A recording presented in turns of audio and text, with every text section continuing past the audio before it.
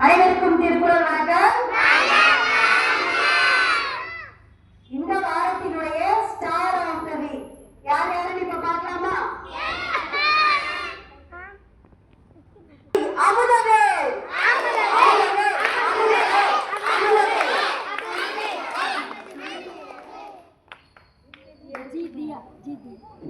UKG G தியா.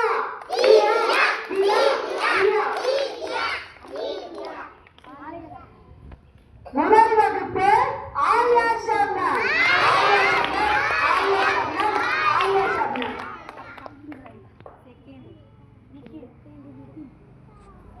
மூன்றாம் வகுப்பு கிரியா. வாங்கிய மாணவர்களுக்கு அன்பு பரிசு வழங்கப்படுகிறது. பெறுபவர் எல்கேஜி அமுதவேல்.